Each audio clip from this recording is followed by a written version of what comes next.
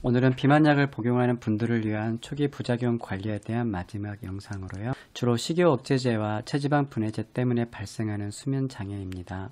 오늘 주제인 수면 장애가 발생하는 이유도 비만약은 주로 교감신경계를 자극해서 식욕 억제 효과 및 체지방 분해 효과를 얻게 되는 과정에서, 그런데 다른 작용을 하는 교감신경계까지도 같이 자극할 수밖에 없기 때문에 대표적인 교감신경계 자극 부작용인 수면장애도 발생하게 되는 거예요. 그래서 비만약 중에서 교감신경 자극을 하게 되는 식욕억제제와 체지방 분해제가 수면장애를 일으키게 되는 것이지요. 제가 다른 병원에서 비만약을 복용했었던 환자분들에게 들었던 충격적인 말이 있었어요. 그 병원들에서는 비만약 복용 후 생기는 수면장애가 당연하다고 그랬다는 거예요. 그래서 흔히 사용하는 진짜 수면제와 수면보조제를 처음부터 함께 처방한다는 것이고요. 처음엔 몰랐는데 나중에 알게 되었다는 분들도 많았고요. 심지어 저한테 처방전을 보여준 그때서야 알았다는 거예요. 굉장히 오랫동안 복용했던 분이었거든요. 좀 충격적이었어요. 수면제를 오래 복용하면 평소에 인지기능이 좀 떨어지고요. 우울, 불안, 무기력한 기분이 들어요. 나중에는 잠이 들기에 힘들어서 또 수면제에 다시 의존하게 되거든요.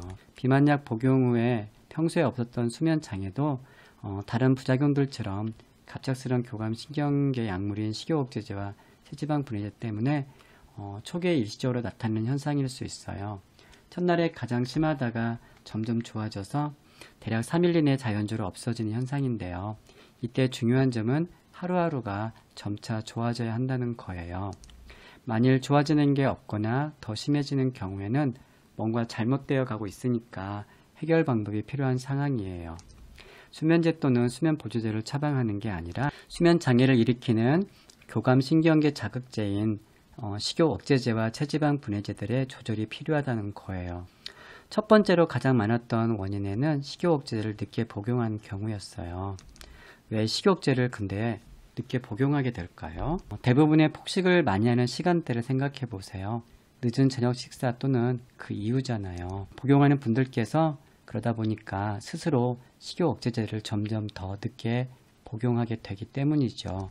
왜냐하면 늦게 복용할수록 그만큼 더 늦게까지 억제 효과가 연장되기 때문이죠. 그런데 저녁 또는 그 이후에 폭식한다는 것은 그 이전의 식사들이 문제가 있다는 거예요. 대표적인 예가 아침 또는 점심 식사를 여전히 굶고 있다거나 먹어도 너무 적게 먹었다는 거고요.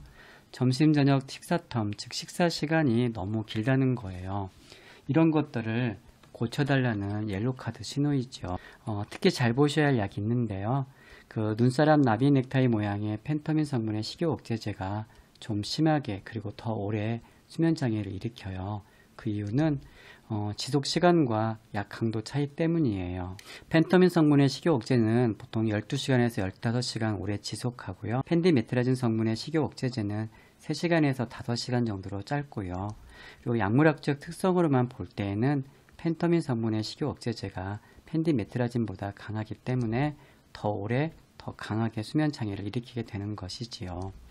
따라서 해결 방법은 아침 일찍 또는 기상 직후에 바로 복용하고요. 이게 가장 중요해요. 반알로 더 줄여보기도 하고요. 여기까지가 환자분들이 해보셔야 하고요. 그래도 안 되면 결국엔 펜디메트라진 성분의 식욕억제제로 교체해야 합니다. 자, 이번에는 작용시간이 3시간, 5시간 정도로 짧았던 펜디메트라진 성분의 식욕억제제가 수면장애를 일으키는 원인과 해결 방법을 알아볼게요.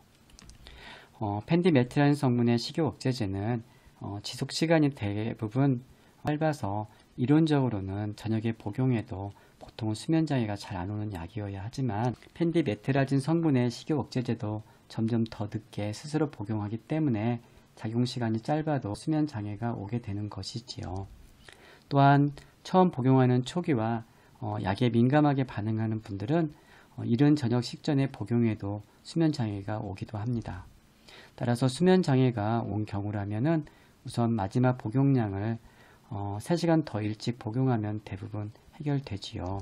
그러다 보면 전체적으로 약 복용 시간이 당겨져서 3회 처방받아도 2번 복용하게 됩니다. 이렇게라도 해서 수면장애를 개선해야 합니다. 물론 반알로 쪼개도 되지만 이것보다는 복용 시간을 3시간 더 땡기는 것을 추천드려요. 한 가지 제 처방 경험의 팁을 알려드린다면은 특히 첫 복용할 때에는 저녁 식사 시간과 상관없이 저녁약 복용 시간은 오후 5시에 복용하라고 하지요. 이러면 거의 수면 장애가 없거나 있더라도 빨리 적응되어서 좋아집니다. 제가 1편 동영상에서 언급했듯이 비만약은 첫 일주일 이내는 과도하게 반응하는 특성이 있으므로 처음 며칠 동안은 좀 일찍 복용해도 충분히 원하시는 저녁 이후까지도 잘 억제할 수 있거든요. 그리고 이번에는 체지방 분해제가 수면장애를 일으키는 원인을 살펴보겠습니다. 바로 카페인 성분이 들어있는 체지방 분해제를 늦게 복용한 경우이에요. 이 내용은 이번 동영상에서 제가 제일 꼭 알려드리고 싶었던 내용인데요. 그 이유가 타 병원에서 수면장애 있었던 분들을 제가 상담할 때 혹시 그 병원에서 커피 카페인에 예민한지 물어보셨나요? 라고 질문하면 지금까지 그런 질문을 드려보셨다는 분들이 한 분도 안 계셨거든요. 이런 말은 처방하는 의사 선생님이나 상담하는 간호사들이 몰랐다는 말이거든요.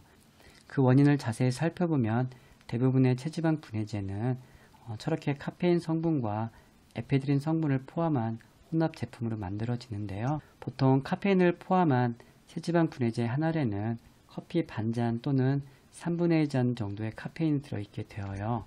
그래서 평소에 커피를 먹을 때 수면 장애가 오는 분들은 카페인을 포함한 체지방 분해제를 복용할 때에도 수면 장애를 일으킬 수 있다는 거지요. 해결 방법 중에서 가장 중요한 점은요. 본인이 커피를 몇 시 이후에 마실 때 수면 장애가 발생하는지를 그 시간을 꼭 알아야 한다는 거예요. 이게 정말 중요해요.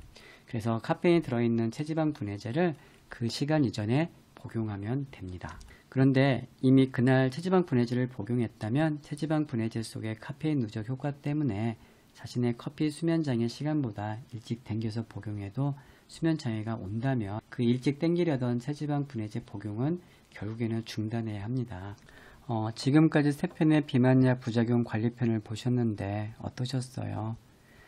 제가 정말로 말씀드리고 싶었던 것은요. 비만약 부작용에 쌓인 신호를 무시하지 말고 고쳐달라는 것이 첫 번째 핵심이고요. 양날의 칼 비유처럼 비만약은 우리가 하기 나름이라는 거예요.